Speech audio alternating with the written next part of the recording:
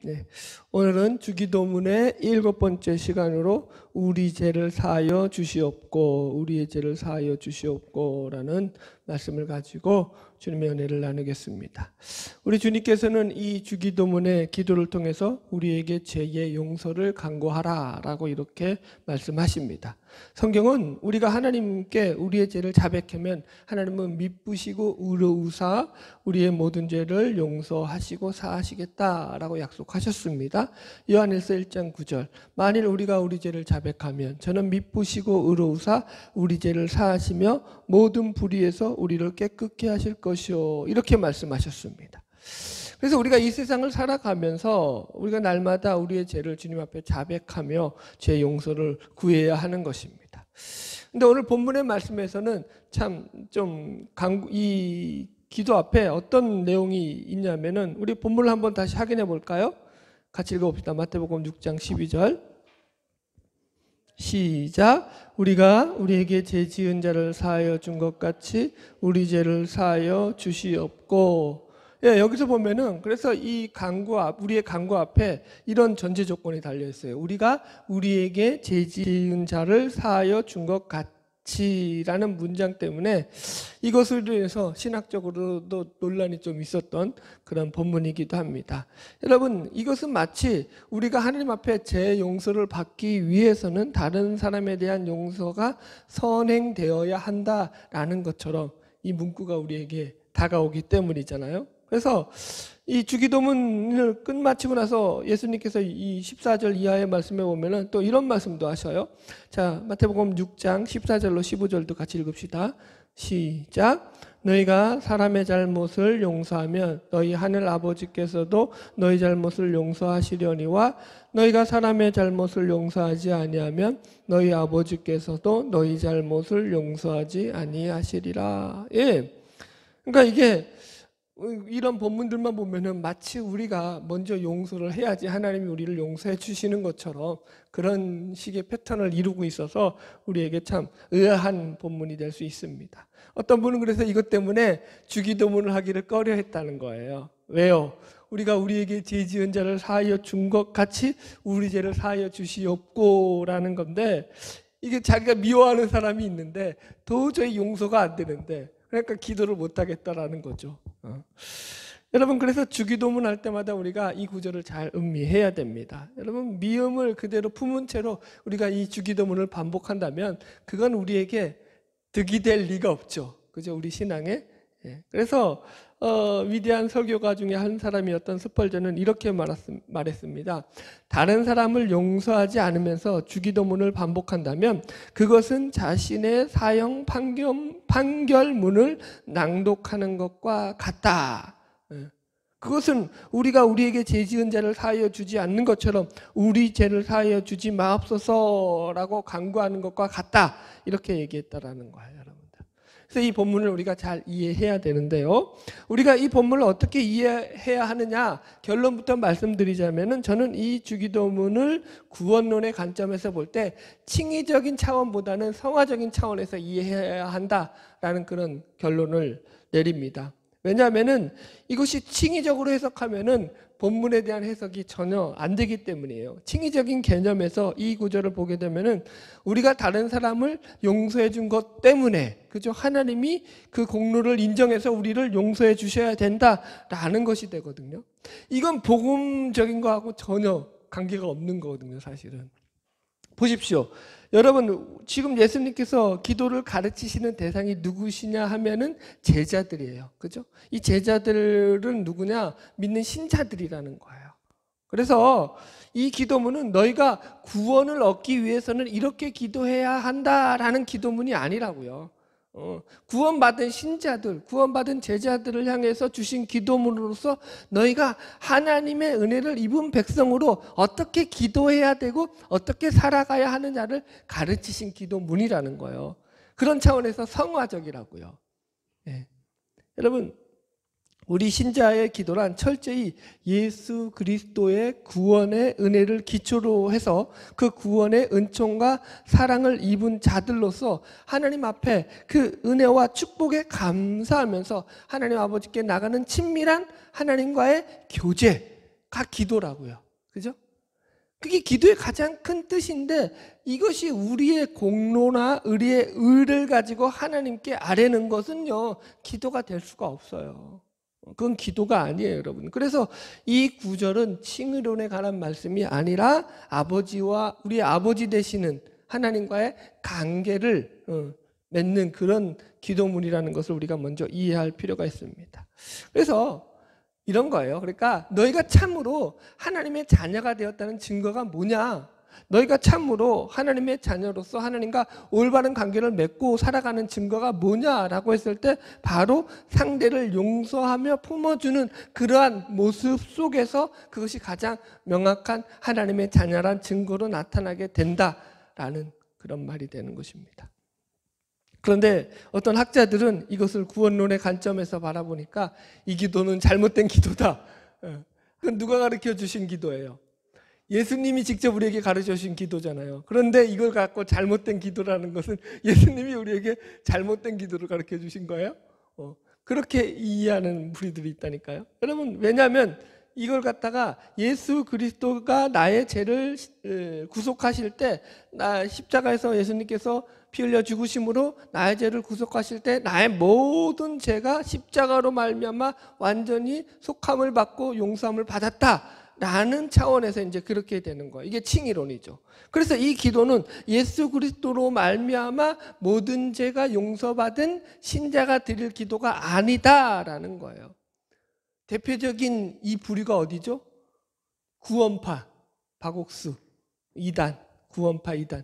이들은요, 이미 죄를 다 사함받는데 다시 회개할 필요가 없다라는 거예요. 그래서 죄를 용서받을, 죄를 회개할 그런 기도를 할 필요가 없다는 거예요. 그래서 그들은 주기도문을 구원파에서 안 하죠. 이것 때문에.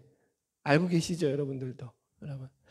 이게 왜 그러냐면은 지금 구원에 대해서도 정확하게 모르는 거고 죄 용서에 대한 것이 정확하게 무엇에 대해서 용서받은지를 모르는 거예요. 예전에도 한번 설명했지만 한 번 더 설명드리자면은 여러분들의 안전과 평안을 위해서 다시 한번 이걸 설명해 드린 거예요. 죄라는 것은요, 원죄와 자범죄라는 것보다도 더 크게 중요한 게 뭐냐면 우리는 그것만 많이 배웠어요. 기존 교회에서. 죄책과 죄성으로 구분하는 게 가장 큰 구분이에요. 이게 제일 커요. 죄책, 죄에 대한 책임, 그 죄성, 죄를 짓는 성질, 성격, 이걸 말하는 거예요. 여러분, 우리가 예수를 믿고 거듭나게 되면은 우리가 용서받은 게 뭐냐면 이 죄책이라고요. 죄책, 죄에 대한 책임에서 우리가 이제 벗어나게 된다는 거예요. 그래서 이걸 갖다가 신학적인 용어로 칭의라고 말하죠. 의롭다함을 입었다라고요. 칭의. 그래서 법적으로 칭의라는 것은 뭐냐면 죄가 없다라고 선언해 주는 거예요. 죄에 대한 책임을 묻지 않는 것이 바로 이 칭의라는 거예요. 자, 한번 성경 찾아볼까요? 로마서 3장 24절. 로마서 3장 23절로 4절 읽읍시다. 3절부터 읽읍시다. 모든 사람이 죄를 범하였음에 하나님의 영광에 이르지 못하더니 그리스도 예수 안에 있는 성령으로 말미암아 하나님의 은혜로 값없이 의롭다 하심을 얻은 자 되었느니라. 이렇게 나온다고요. 여기서 예수를 믿음으로 말미암아서 하나님의 은혜로 어떻게 됐다고요? 값없이 의롭다 하심을 입었다고요. 이해했죠? 의롭다 하심을 입은 거예요. 그러니까 하나님이 그 죄를 덮어주시고 가려주셔서 그래서 그거 죄가 뭐예요? 덮여져서 보이지 않게 하신 거예요. 그게 의롭다 하심을 입은 거예요. 그걸 칭의라고 한다고요. 이해하셨겠죠? 그래서 이건 마치 우리가 이 검은 옷을 입고 있는데 하나님께서 우리에게 흰 옷을 입혀주신 것과 같다고요. 옷 색깔이 바뀌었다고요. 우리가 입은 것이 아니라 하나님이 입혀주신 거라고요. 그게 죄에 대한 책임을 묻지 않겠다라는 칭의론이에요. 한 구절만 더 볼까요? 로마서 8장 1절. 로마서 8장 1절과 2절 같이 읽읍시다. 시작. 그러므로 이제 그리스도 예수 안에 있는 자에게는 결코 정죄함이 없나니 이는 그리스도 예수 안에 있는 생명의 성령의 법이 죄와 사망의 법에서 너를 해방하였음이라. 아멘. 여기 보십시오. 예수를 믿는 신자에게는 이제 뭐가 없어졌다고요? 결코 정죄함이 없어졌다고요. 죄에 대한 책임을 묻는 게 없어졌다라는 얘기예요. 이해하시겠죠? 우리는 그래서 더 이상 정죄를 받지 않는다고요. 이것이 예수를 믿는 신자가 얻은 구원이에요. 이걸 칭의적 구원이라고 말한다고요. 그러나 보세요. 예수를 믿었을지라도 죄성은 남아있어요? 안 남아있어요? 남아있다고요. 죄를 짓는 성향, 죄를 짓는 본성, 우리 안에 있는 그 죄성은 여전히 예수를 믿는 자에게도 있다고요. 그래서 예수를 믿고 거듭난 신자라고 해서 이 죄성이 사라지는 것이 아니라 날마다 우리 안에서 이 죄성을 죽이는 그런 의와 거룩을 쫓아가는 삶을 추구하게 되는 것이 신자의 신앙이라는 거죠.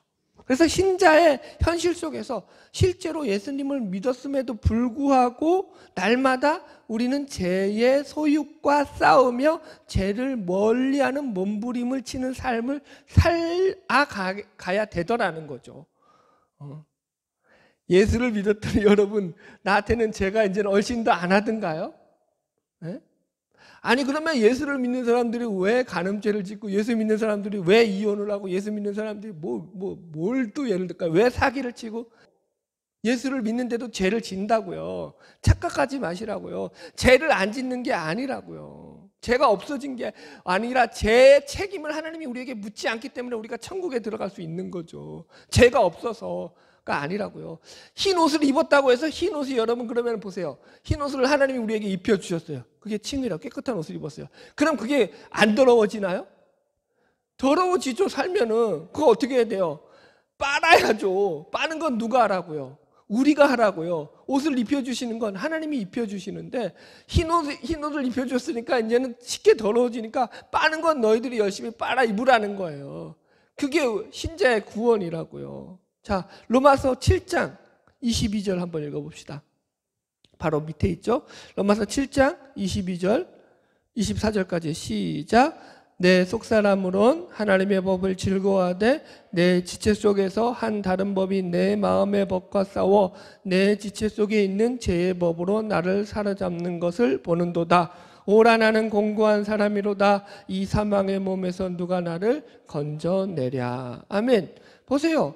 늘 복음을 전하기에 힘쓰며 말씀에 정진했던 이 사도 바울조차도 그 마음속에서 뭐가 있었다고요? 그 죄 때문에 인해서 하나님 앞에서 자기 속에 이 마음의 법이 늘 부딪혀서 싸웠다라고요. 그래서 오라 나는 공고한 사람이로다. 이 사망의 몸에서 누가 나를 건져내랴 탄식하면서 예수를 믿는데 넘어지지 않기 위해서 예수 그리스도라는 표대를 향해서 정진하며 달려갔다라는 것이 바울의 고백 아닙니까?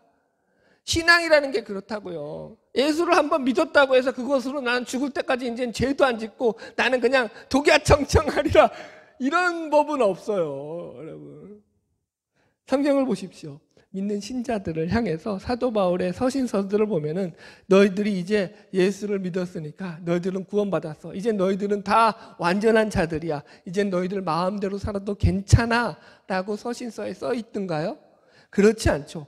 오히려 반대로 바울은 자기가 전도한 교회들, 구원받은 신자들, 성도라고 일컫는 자들을 향해서 너희들 거룩해야 된다. 너를 의를 쫓아야 된다. 너희는 참고 사랑으로 오래 참고 인내하며 절제해야 된다. 온유한 마음을 가져야 된다. 육신의 소욕을 쫓지 말아라. 음란을 쫓지 말아라. 얼마나 많이 권면하고 경계하고 또 경계하면서 이야기하고 있느냐라는 거예요. 예수를 믿었는데 예수를 믿어서 죄가 없으면 이런 얘기를 할 필요가 없죠. 여러분 오해하시면 안 돼요. 그러니까 구원파 같은 이런 이단들은 인간의 욕심이죠. 예수를 믿고 나니까 내 죄가 다 없어졌어. 나는 이제 마음대로 살아야 돼. 인간의 교만이죠. 거기에 빠져가지고 교만한 인간들은 다 구원파 들어가는 거죠. 예수는 그렇게 믿는 게 아니라고요, 여러분들. 예수를 믿고 난 뒤에 날마다 이제부터는 우리에게 여러분 거룩을, 의를, 예수를 쫓아갈 그런 사명과 책임이 생겨난 것입니다. 바라기는 날마다 이 믿음으로 살아가는 저와 여러분 되기를 주의 이름으로 축원합니다. 그래서 이 부분을 헷갈리면 안 돼요. 고린도 후서 5장 17절 그런즉 누구든지 그리스도 안에 있으면 새로운 피조물이라 이전 것은 지나갔으니 보라 새 것이 되었도다. 이렇게 얘기하잖아요. 여기서 새로운 피조물이라는 게 우리가 새로운 피조물로서 모든 것을 다 이루어낸 완성된 존재가 되었다라는 개념이 아니라 이 새로운 피조물이라는 것은 이제 새로운 피조물로서 새롭게 시작한 존재가 되었다라는 소리라는 거예요. 기독교는 예수를 믿었다고 끝나는 종교가 아니라 예수를 믿었기 때문에 그때부터 시작하는 종교가 기독교라고요.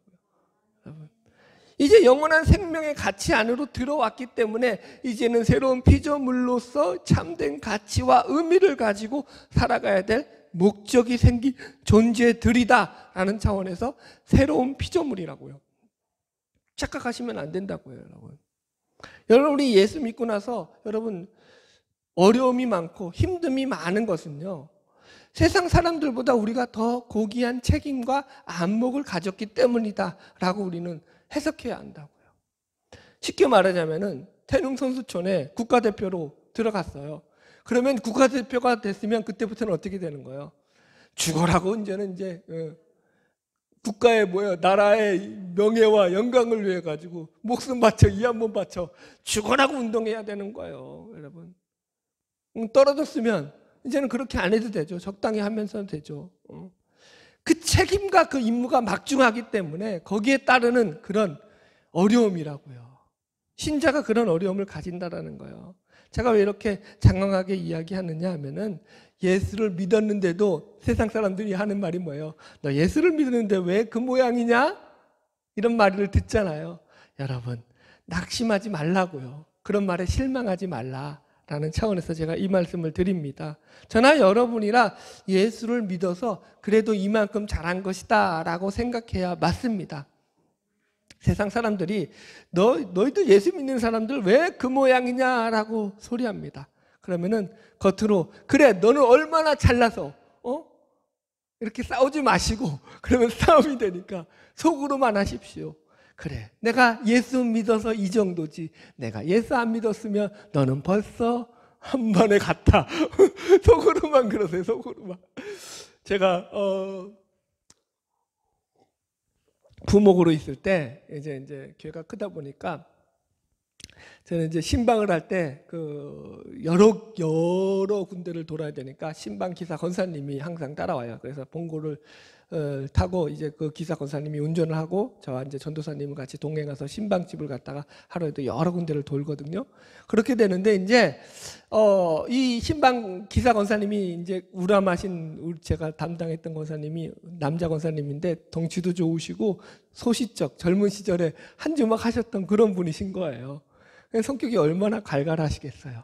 그런데 이 남자다운 분이 차를 운전하고 가다가 누가 끼어든다거나 난폭 운전하는 사람들이 자기 앞에 나타나면 항상 그분이 그렇게 말해요. 허허 하며 웃으면서 야 내가 예수 믿어서 오늘 네가 덕을 보는구나. 내가 예수 믿는 것 때문에 네가 은혜를 입는구나. 그러면서 넘어가셔요. 여러분 이게 신자의 모습이라고요. 여러분 내가 예수 믿어서 남이 혜택을 봐야 되는 거예요. 이게 신앙이라는 거예요. 여러분 할렐루야. 자 이런 기본적인 오늘 본문에 대한 말씀의 이해를 가지고 이제 본문을 좀 더 들어가 볼 때요. 다시 한번 우리 마태복음 우리 6장 12절 읽으면서 본문을 좀 더 깊게 들어가 보겠습니다. 같이 읽어볼게요. 마태복음 6장 12절 시작. 우리가 우리에게 죄 지은 자를 사하여 준 것 같이 우리 죄를 사하여 주시옵고. 여러분 여기서 지금 오늘 본문에서 계속 죄라는 말이 두 번 나오잖아요. 이게 성경에서 일반적으로 사용하는 죄라는 말과는 단어가 달라요. 성경에서 일반적으로 죄라는 말이 가장 많이 나오는 것은요 하마르티아라는 말을 써요. 그건 이제 관역에서 벗어났다 이런 뜻이거든요. 관역 있잖아요. 화살 관역에서 벗어난 게 하마르티아인데 원어적으로. 그래서 이 말 뜻이 뭐냐면 하나님으로부터 벗어난 삶이 죄라는 거예요. 그게 가장 죄의 원어적인 의미인데 오늘 본문에서 나오는 죄는요 그런 단어가 아니라 오페일레마라는 단어를 쓰고 있어요. 이 오페일레마라는 말은 무슨 말이냐면은 이게 경제적인 용어로서 빚 아시죠? 채무 갚아야 될 어떤 부채를 말할 때 오페일레마. 그래서 이게 무슨 뜻이라고요? 부채라고요. 빚이라고요. 빚. 그래서 이 본문을 우리가 원어적으로 읽으면 이렇게 되는 거예요. 우리가 우리에게 빚 지은 자, 채무 지은 자를 사하여 준 것 같이 그 채무를 탕감하여 준 것 같이 우리의 빚을 탕감하여 주시옵소서. 이런 내용이 된다고요. 언어적으로 읽자면 여러분. 그래서 성경에 이 기도의 배경이 되는 아주 정확한 본문이 나오죠. 마태복음 18장에 나오는 1만 달란트 탕감받다가 용서하지 않아서 다시 감옥에 간 그 불의한 종에 대한 비유 있잖아요. 하루는 임금이 이제 자기에게 1만 달란트 빚진 종이 있었는데 이 종이 그 빚을 갚을 능력이 안 되니까 그래서 이 임금이 이 종을 불러가지고 그 빚을 탕감하여 줍니다. 1만 달란트면은 뭐 수십조, 수백조죠. 어마어마한. 그러니까 도저히 개인의 능력으로 갚을 수 없는 그 빚을 탕감해 주었습니다. 그런데 이 종이 나가서 성경을 보면은 자기 동료라고 소개되고 있죠. 개약 성경에서는 동광이라고 나오고 개역 개정은 지금 동료라고 이제 번역을 했어요. 그러니까 쉽게 말해서 같은 한 나라의 관리로서 같은 직장에서 같은 그 직책에서 같이 근무하는 그런 친한 관계의 동료였다는 거예요. 그러니까 그 사람에게 돈을 좀 빌려준 거죠. 얼마 빌려줬다고요? 100데나리온. 100데나리온이 오늘날로 말하면은 한 데나리온이 한 노동자의 하루 품삯이니까 그냥 대충 그냥 10만 원 정도 잡으면 100데나리온이니까 1000만 원 정도 된다고요. 그 정도 빌려줬는데 이 친구가 돈을 못 갚는 거예요. 급하게. 그래서 좀 나에게 시간을 줘 라고 했는데 이 불의한 종이 어떻게 했다고요? 자기 친구인데도 그 종을 잡아가지고 와가지고 법정에 세워가지고 빚 안 갚았다고 해서 감옥에 쳐넣어버렸다라는 거 쉽게 말하면. 그 소식을 임금이 듣고 화가 났겠어요? 안 났겠어요? 화가 났죠. 지 주제도 모르는 거 아니에요, 사실은. 그래서 임금이 그를 불러가지고 아주 그냥 매몰차게 화를 내고 그를 갖다가 다시 감옥에 가두게 되는데요. 한번 읽어볼까요? 마태복음 18장 33절. 마태복음 18장 33절. 임금이 뭐라고 말하나 보세요.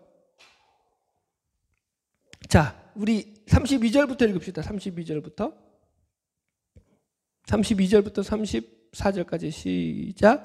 이에 주인이 그를 불러다가 말하되 악한 종아 내가 빌기를 내가 내 빚을 전부 탕감하여 주었거늘 내가 너를 불쌍히 여긴과 같이 너도 내 동료를 불쌍히 여김이 마땅하지 아니하냐 하고 주인이 노하여 그 빚을 다 갚도록 그를 옥졸들에게 넘기니라. 이렇게 나온다 여러분들. 그래서 예수님 결론적으로 35절도 읽어야겠네요. 결론이 뭐냐면 예수님이 이렇게 결론을 내줘요. 시작. 너희가 각각 마음으로부터 형제를 용서하지 아니하면 나의 하늘 아버지께서도 너희에게 이와 같이 하시리라. 그래서 오늘 주기도문의 기도 내용하고 아주 똑같은 결론으로 예수님께서 지금 결론을 맺고 있어요. 그러니까 이 개념을 계속 설명하지만 하나님 내가 남을 용서해 준 만큼 나도 용서해 주세요. 내가 선을 쌓은 만큼 나에게 보상해 주세요. 라는 이런 개념이 아니라고 했어요. 이건 율법주의예요. 기독교는 율법주의로 안 가요. 은혜로 가고 사랑으로 가고 믿음으로 가죠. 아멘? 그래서 이 말씀은 뭐냐면 진정한 용서만이 용서를 낳는다라는 거예요. 여러분 이 말씀의 시작이 어디서부터 나면은 자 21절 보세요. 베드로가 이 용서에 대한 질문을 하면서부터 이 말씀이 시작하거든요. 같이 읽읍시다. 21절 22절 시작. 그때 베드로가 나와 이르되 주여 형제가 내게 죄를 범하면 몇 번이나 용서하여 주리이까 7번까지 하오리이까 예수께서 이르시되 내게 이르노니 7번뿐 아니라 7번을 70번까지라도 할지니라. 바로 이 용서에 대한 비유로서 지금 이 불의한 종에 대한 비유가 나오는 거예요. 여기서 지금 70번씩 7번 용서라는 건 그러니까 77에 49에서 490번 용서라는 얘기예요. 그러니까 또 그거 계산하고 있어. 그 얘기가 아니라 무조건 용서하라는 거예요.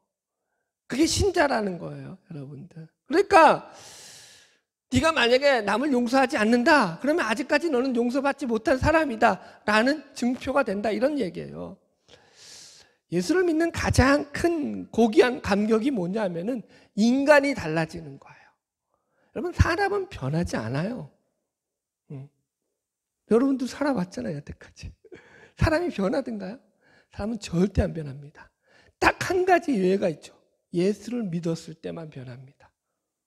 그 사람이 예수를 믿는 사람이 됐느냐 안 됐느냐 그 사람의 변화를 보면 압니다. 여러분. 그래서 인간이 죄를 안 짓는다 이런 논리로 따질 문제가 아니라 예수를 믿으면 우리는 하나님의 자녀된 신의 성품으로서의 참여를 이루는 자들이 된다라는 거예요. 그래서 예수님께서 왜 용서하라는 말씀을 이렇게 세게 말씀하시느냐 하면 그것이 곧 너희들이 하나님, 너희들의 아버지 되시는 하나님을 닮아가는 하나님의 가장 큰 성품 가운데 하나이기 때문이라는 거예요. 아닌 것 같죠?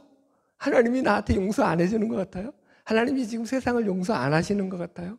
성경을 보니까 하나님이 심판하는 게 너무 많이 나오니까 하나님이 안 참으시는 것 같아요? 아니에요, 여러분들. 성경을 자세히 보십시오. 하나님이 얼마나 참고 또 참았는지가 성경이 증거잖아요. 무드셀라가 왜 969살이라고요? 여러 번 설명했죠? 하나님이 참으시는 세월의 그 기간을 얘기하는 거예요. 가장 수명이 긴 기간, 무드셀라가 왜 그렇게 살 수 있었다고요? 하나님께서 무드셀라가 죽으면 이제 그 땅을 심판할 것이다라고 예언을 남기셨잖아요. 에녹을 통해서. 그러면서 이제 무드셀라가 태어나서 이제 심판을 해야 되는데 얘가 죽으면 심판해야 되니까 하나님이 그 심판을 또 연기하느라고 그 수명이 제일 긴 거잖아요. 여러분, 하나님이 성품 가운데 가장 큰 게 노하기를 더디하신다라는 거죠. 우리가 주기도문에서 주님으로부터 너희들은 하나님 앞에 나아가서 날마다 하나님의 은혜와 긍휼과 자비를 구하라 라는 요청을 우리는 받고 있는 거라고요. 여러분, 이 기도문은 그런 의미라고요. 너희들이 이 주기도문을 외우면서 이런 거예요. 너희들이 하나님의 높고 위대하시고 그 의로우심 앞에서 너희들은 그분의 의와 그의 거룩을 닮아가야 될 뿐만 아니라 그분 앞에 긍휼과 자비와 은혜를 구하며 나가는 자들이 되어야 한다는 거예요. 그러지 않으면 우리는 온전히 설 수 없다고요. 우리에게 일용할 양식을 달라고 기도하시라고요. 우리 죄를 사하여 달라고 기도하시라고요. 우리가 악에게 지지 않고 시험에 빠지지 않게 해달라고 기도하시라고요. 여러분, 왜 기도하죠? 우리가 온전하지 않기 때문이잖아요. 여러분들 온전하십니까? 기도 안 하는데도 내 안에서 여러분, 나는 저 사람 아무리 왼수 같은 인간 봐도 막 마음이 정리가 돼요? 안 되던데요? 저는 여기 나와서 기도해야 되던데요? 마음을 다스려야 되던데요? 우리는요, 우리 힘으로 마음 하나 다스릴 능력이 없는 자들이라고요. 하나님께서 우리 마음을 다스려 주셔야 된다고요. 하나님께서 우리를 통치해 주셔야 될 줄로 믿습니다. 그래서 이 기도는 하나님께서 우리에게 가르쳐 주신 가장 큰 은혜요, 축복과 긍휼과 자비를 누리는 그런 기도가 되는 것입니다. 할렐루야. 말씀을 정리하겠습니다. 작가 공지영 씨가 쓴 글에 보면 이런 내용이 나오더라고요. 이 글은 자기 자신에게도 이를 악물고 남에게 저주를 퍼붓던 황폐한 날들이 있었다는 고백의 글이에요. 읽어드릴게요. 누군가를 미워하다 못해 증오하고 그를 죽여버리고 싶다 못해 그냥 저절로 내 손에 피 한 방울을 안 묻히고 그 사람이 고통스러운 병에 걸려 천천히 죽어가기를 바랬던, 그러면 나는 그 고통받으며 죽어가는 그를 앞에 두고 두 눈 똑바로 뜨고 빙긋이 웃으며 그 모습을 지켜보리라. 낯선가요? 익숙한가요? 익숙하지 않아요, 여러분? 우리 마음에 이런 마음들이 없나요? 내가 저 인간은, 내 눈에 피눈물 흘리게 한 저 인간은, 내가 저 인간 피눈물 흘리는 거 똑똑히 내 두 눈으로 보면서 나는 그 앞에서 방긋이 출세해서 웃어줄 거야. 이 두 상인이 있었어요. 그런데 워낙 싸우는 거야, 둘이. 서로 난 이해가 안 가는 게 교회도 마찬가지예요. 교회들끼리도 경제, 옆에 교회가 크면 감사할 일이지. 그 교회 때문에 우리 교회가 안 되는 거예요? 여러분, 하여튼 별의별 인간들 시기와 질투는 끝도 없어요. 인간의 제약은. 하여튼 그래, 두 상인이 하도 이제 서로 망하라고 싸우는 거야. 상점을 같이 이웃에 두고 시기하고 질투하고. 그래서 하나님이 보다 못해 천사를 내려보내서 한 상인에게 그랬어요. 야, 니들이 하도 싸워서 내가 니들을 하회시키러 왔다. 그러니까 이 상인에게 너가 소원을 빌어라. 그러면 내가 그 소원을 다 이뤄주겠다. 네가 돈을 달라 그러면 그 돈을 줄 것이고, 네가 뭐요? 장사가 잘 되게 하려면 장사를 잘 되게 해줄 것이고, 금벼락을 돈벼락을 맞게 해달라 그러면 돈벼락을 맞게 해줄 것이고 다 해주겠다. 그런데 조건이 딱 하나가 있다. 그게 뭐냐면 네가 소원을 빌면은 그 소원은 반드시 이루어지는데 너 옆에 있는 그 상인은 네가 받은 거에 2배의 보상을 그 소원의 대가를 받게 될 것이다. 그래서 너 이제 화해하라. 그렇게 했다는 거예요. 그러니까 이 상인이 곰곰이 생각하는 거예요. 2배의 보상을 준단 말이죠. 그렇단 말이죠. 이렇게 나오는 거예요, 천사에게. 그리고 뭐라고 말했는지 아십니까? 그럼 천사여, 제 눈 하나를 뽑아 주십시오. 이해 갔어요? 무슨 말인지 여러분? 인간이 그런 존재라고요. 지 눈 하나 뽑아도 상대 눈 2쪽 다 뽑히는 걸 보고 속 시원해 하는가. 여러분, 용서라는 게 그런 거예요, 여러분들. 공정씨 얘기 마저 더 할게요. 그러다가 이 사람이 나중에 예수를 믿었어요. 그리고 나서 또 예수를 믿고 나서면서 기도한 내용이 이거예요. 다시 주님께 돌아왔지만 그 사람을 용서하라는 말일랑은 하지 마세요. 설사 그것 때문에 지옥에 간다 해도, 물론 지옥에 가는 것은 무섭지만 그래도 지금 나는 그 사람만은 용서할 수가 없습니다. 그 말만은 내게 하지 마세요. 하나님, 다른 건 다 돼도 그것만은 안 됩니다.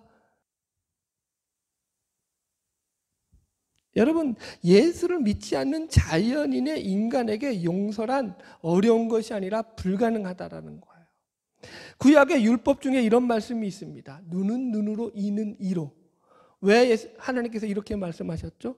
인간의 그 보복의 수단이 너무 잔인하고, 자기를 다리 하나 상하게 했으면 상대는 다리 2쪽을 부숴 먹어야 되니까 그렇게 못하도록 한 게 동해보복법이라고요.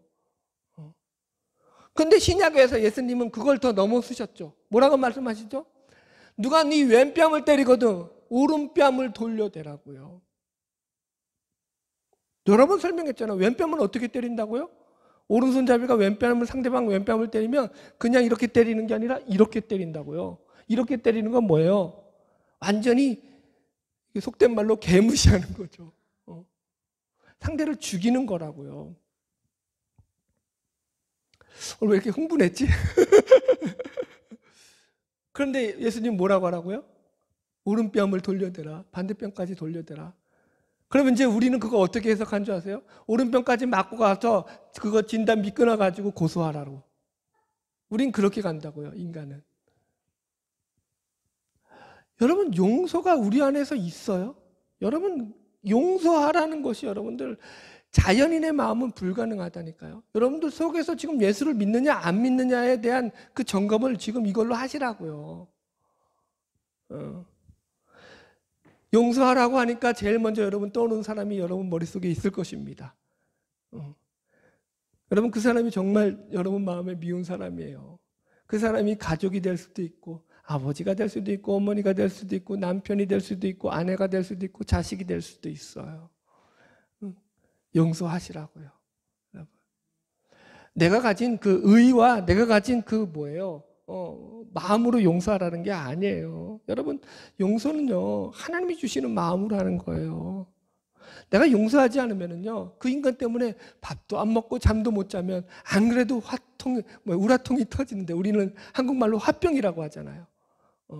근데 그게 어떻게 고쳐지죠? 여러분, 내가 여러분 용서 안 하면 그건 더 쌓여서 나만 병들고 나만 다치는 거라니까요. 용서는 남을 위한 스킬이 아니라 하나님이 나를 위해서 주신 마음이라고요. 여러분, 그러므로 용서함으로 내 마음의 평안을 찾아야 되는 거예요. 내가 용서가 안 된다, 기도하시라고요. 그래서 주기도문 가르쳐 주신 거잖아요, 이거. 하나님, 내가 용서가 안 돼요. 저 인간이 나에게 용서한 마음을 주세요. 하나님, 제발 좀 내가 하나님 마음으로 평안을 찾게 해주세요 라고 기도하시라고요. 어떤 인간도 완벽한 용서는 없다고요. 근데 오늘 예수님께서는 이 용서라는 기술이야말로 너희가 하늘나라에서 살아가는 하나님의 자녀된 가장 확실한 증표다라고 이렇게 우리에게 가르쳐주고 계십니다. 우리는 1만 달란트 탕감받은 자라는 걸 잊으시면 안 돼요. 수십조, 수백조를 탕감받은 거예요. 우리에게 여러분 허다하잖아요. 1,000만 원 빚지고 몇 천만 원 빚지고 어떤 또 사람이 1억 빚지고 뭐 많으면은 뭐 더 많이 떼먹을 수도 있겠죠. 허다하죠. 용서하시라고요. 뭐라고 더 설명을 안 하겠어요. 결론을 맺읍시다. 여러분, 우리가 베푸는 용서는 우리의 자비와 우리의 사랑과 우리의 아량으로 베푸는 것이 아니라 하나님께서 우리에게 부어주신 그 큰 은혜를 입은 자들로서, 우리가 그 큰 은혜를 받은 자들로서 행할 수 있는 용서라는 것에서 가치가 있는 것입니다. 그래서 오늘 주님께서는 우리가 우리에게 죄 지은 자를 사하여 준 것 같이 우리 죄를 사하여 주시옵고 라고 이렇게 기도하라라고 가르쳐 주시고 계십니다.